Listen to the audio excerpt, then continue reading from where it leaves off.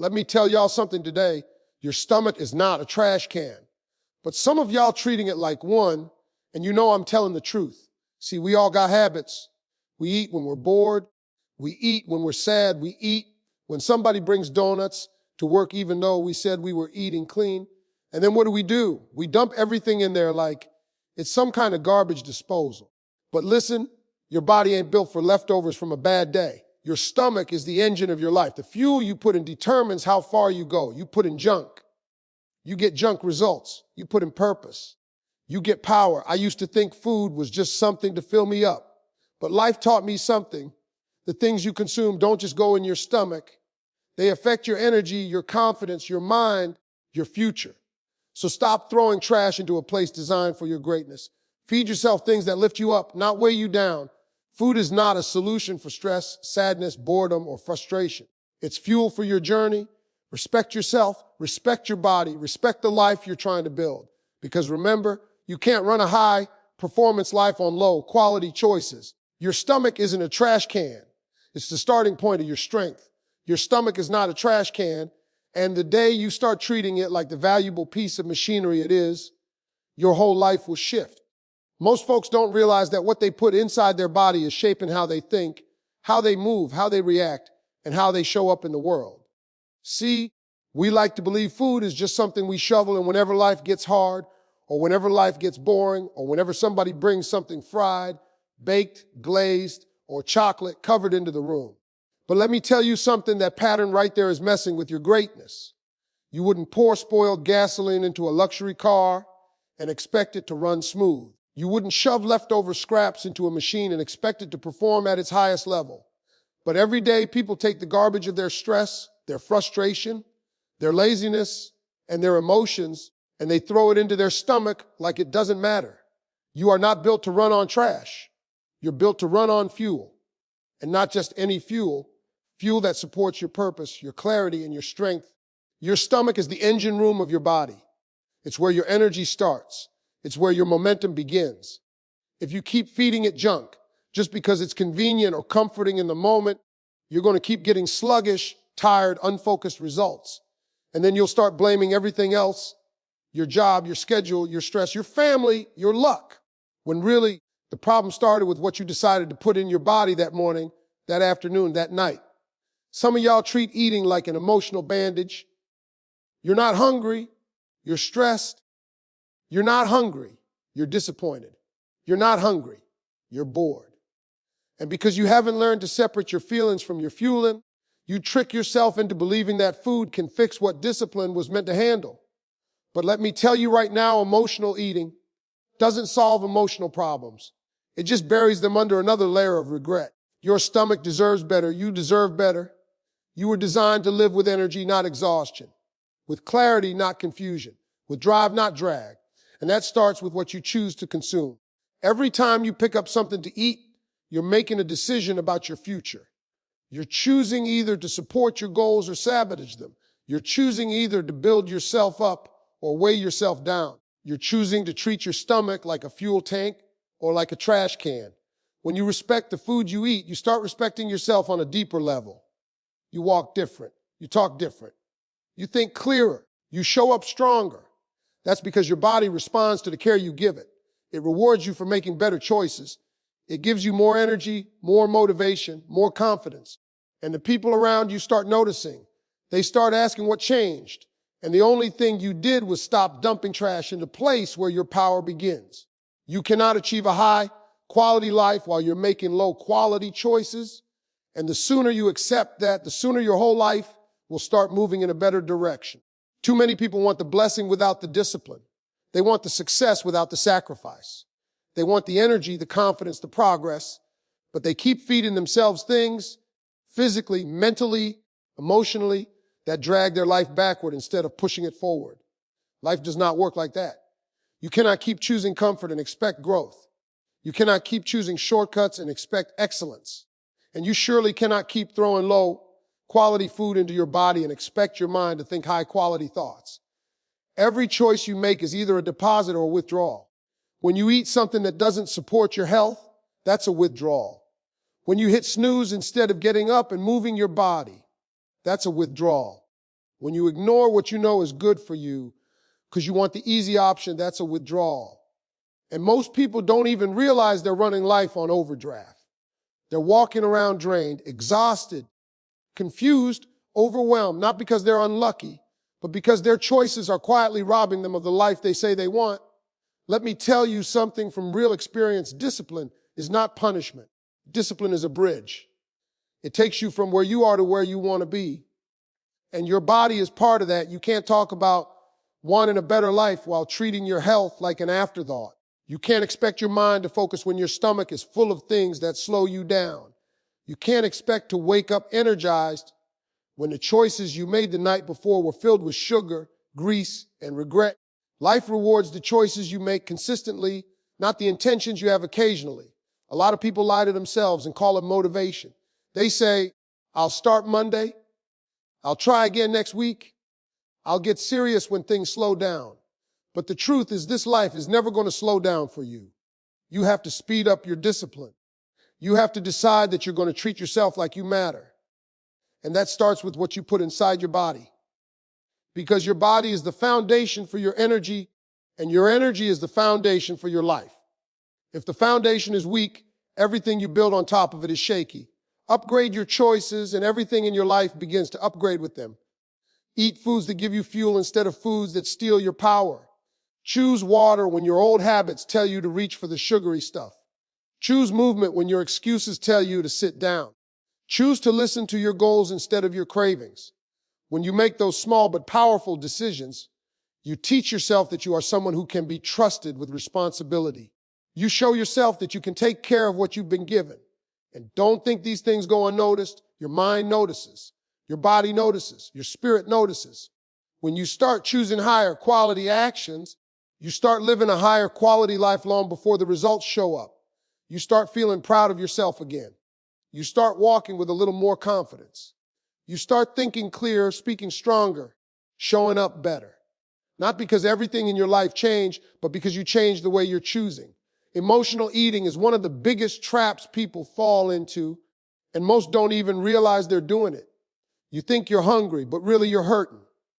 You think you want food, but really you want comfort. You think you're fixing something, but really you're breaking your discipline one bite at a time. Food is not a solution for stress, sadness, loneliness, boredom, frustration, or anger, but we treat it like it is because it's quick, it's easy, it's familiar, and it feels good for a moment. But after that moment passes, the problem is still there, and now you're carrying guilt, discomfort, and regret on top of the emotions you were trying to escape. People don't talk about this part. They don't talk about how you open the fridge looking for peace instead of a meal. They don't talk about how you eat something sweet because life feels bitter. They don't talk about how you go through a whole bag of chips just to distract yourself from something you don't want to feel. But I'm going to tell you straight, emotional eating doesn't fix the emotion. It just buries it under another layer of consequences. Your discipline is one of the most valuable things you have, and every time you eat because you're emotional instead of actually hungry, you weaken that discipline. It's not about the food. It's about the relationship you have with yourself. When you let your emotions take the wheel, your habits take the hit. And every hit adds up. Every time you give in, you teach yourself that your feelings control you more than your goals do. And once you start that cycle, it gets harder and harder to break. But here's the truth most people don't want to face. Emotional eating is a temporary escape that creates permanent patterns. You might feel relieved for 5 minutes, but then the guilt hits, the tiredness hits, the frustration hits. And suddenly you're stuck in a loop where you're upset. Then you eat, then you're upset about what you ate. And then you eat again to bury that feeling too. That loop will drain your confidence faster than anything else.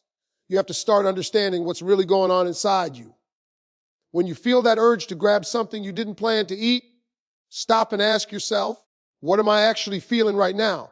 You'd be surprised how often the answer is not hunger. Sometimes it's overwhelm. Sometimes it's sadness. Sometimes it's anxiety. Sometimes it's just exhaustion dressed up as appetite. And when you start identifying the real feeling, you finally give yourself the power to deal with the real issue. Discipline doesn't mean denying yourself everything you enjoy. Discipline means not letting your emotions sabotage the things you're trying to build. It means making choices based on your goals, not your mood. It means reminding yourself that food is fuel, not therapy. It means understanding that the strongest version of you doesn't hide from your feelings. He handles them, he faces them, he grows through them. And let me tell you something else. The confidence you gain from controlling emotional eating is bigger than any number on the scale. It's the confidence of knowing you can face life without running to a distraction. It's the strength of knowing your emotions don't boss you around anymore. It's the pride that comes from choosing your future over your feelings. You deserve to feel in control again. You deserve to break the pattern. You deserve to strengthen your discipline instead of weakening it. And it all starts with recognizing that food can fill your stomach, but it can't heal your heart. When you stop trying to solve emotional problems with physical solutions, your life starts changing in ways you never imagined possible. You cannot talk about big dreams, big goals, and big plans while treating your body like it's an afterthought. A lot of people say they want success, they want opportunities, they want their lives to change, but they don't even respect the very engine that has to carry them to that future. You respect deadlines, you respect money, you respect your job, you respect what other people expect from you, but you don't respect your body the same way. And let me tell you, that's one of the biggest reasons people get stuck. Your goals need energy, your dreams need strength. Your purpose needs a body that can keep up with what your mind is praying for. You can't live at full potential in a body that's running on the bare minimum. Respecting your body means giving it what it needs instead of giving it what's easy. It means understanding that your health is not something you fit into your schedule. It's something your entire schedule depends on. You can't grind for your dreams while your body is begging for rest. You can't think clearly when you've been eating things that drain you. You can't show up with confidence when you feel heavy, sluggish, and worn down. And yet people try to push through life like discipline in one area can make up for neglect in another. It doesn't work that way. Your body and your goals are partners. When one is weak, the other one suffers. A lot of people don't realize that respecting your body is actually an act of self-belief. When you make better choices about what you eat, how you move, how you rest, you're sending a message to yourself, I matter. My future matters. Every time you choose something healthy over something convenient, you lift your self-worth a little higher. Every time you pass up a habit that keeps dragging you backward, you teach yourself what you truly deserve. Respecting your body is not about perfection. It's about responsibility. It's understanding that your future is built by the version of you that shows up every day, not the version you imagine in your mind. Your goals require the best version of you, not the tired one, not the drained one, not the one who keeps saying, I'll do better tomorrow. That version of you that succeeds is the one who's willing to take care of the simple things that make the big things possible. It's the one who drinks water instead of letting dehydration steal your focus. It's the one who steps outside for a walk instead of letting stress pile up. It's the one who listens to the body's signals instead of waiting for everything to break down before taking action. Your body talks to you. Most people just don't listen until it's too late. Think about it. You wouldn't ignore your car if the engine light came on. You wouldn't skip maintenance for years and then get surprised when it stops running. But people do that with their bodies every single day. You get warnings, fatigue, cravings, mood swings, low energy, pain, and instead of treating them like signs, you treat them like inconveniences. You push through, you ignore it, you grab something quick to numb it, and then later you wonder why you don't feel like yourself anymore. Respect would have told you to slow down, fuel right, rest, move, hydrate, breathe. Respect would have kept you from falling apart. Your body is not a burden, it's the vehicle for every dream you have. It carries your ambition, your ideas, your plans, your purpose. And when you respect it, it gives back. It rewards you with energy. It rewards you with focus. It rewards you with discipline. It rewards you with the strength to handle what life throws at you. When you take care of your body, you're not just getting healthier, you're becoming capable of more. You're expanding what's possible for your life. And that's why respecting your body is one of the most important steps in respecting your goals. Momentum is one of the most powerful forces in your life, and it all starts with the choices you make every single day. People think momentum comes from big breakthroughs or huge accomplishments, but most of the time, it comes from small, simple, consistent decisions. Healthy choices don't just change your body, they change your direction, they change your confidence, they change the way you show up in the world. One good choice leads to another, and before you know it, you're living in a completely different rhythm than you were before. That's the beauty of momentum. It starts small, but it grows strong. See, a lot of folks make the mistake of waiting for motivation. They wait until they feel inspired. They wait until life slows down. They wait until Monday or next month or the first of the year. But momentum doesn't come from waiting. It comes from doing. It comes from making a decision in the moment to choose something that supports you instead of something that holds you back. When you make one healthy choice, just one, you build a little bit of strength. Then the next time you're faced with decision, that strength is still with you. And if you do it again, the strength multiplies. Soon, you're not fighting as hard to make the right choice because the right choice starts to feel natural. That's momentum working in your favor. Healthy choices stack up, just like unhealthy ones do. If you choose junk food 3 times a day, you don't feel terrible because of one meal. You feel terrible because of the pattern. But here's the good news. Positive patterns work the same way. Drink water today. Move your body today. Choose something fresh instead of something processed today. And you make it easier to do the same tomorrow. And when tomorrow gets easier, the next day gets easier. That's how you change your life. One decision at a time until the decisions start changing you. Momentum doesn't just shift how you feel physically, it shifts your mindset. When you start making healthy choices, even small ones, you begin to trust yourself more. You begin to believe in your ability to follow through. And when you believe you can follow through in one area of your life, that belief spills over into everything else. Suddenly, you're handling your responsibilities better. You're showing up to work more focused. You're treating people with more patience. You're chasing your goals with more certainty. Not because life magically changed, but because you did.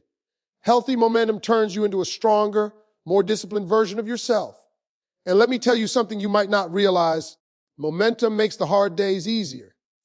Everybody has days when they don't feel like doing anything. Days when you're tired, stressed, overwhelmed, or frustrated. But when you've built momentum, you don't fall apart on those days. You might slow down, but you don't stop. Healthy habits hold you up when motivation disappears. They keep you from falling back into old patterns. They remind you of who you've become and what you're capable of. Momentum is like having a wind at your back pushing you forward, even when life tries to push you down.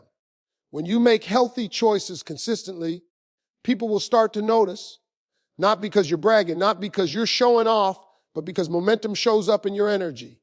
It shows up in the way you talk, the way you move, the way you carry yourself.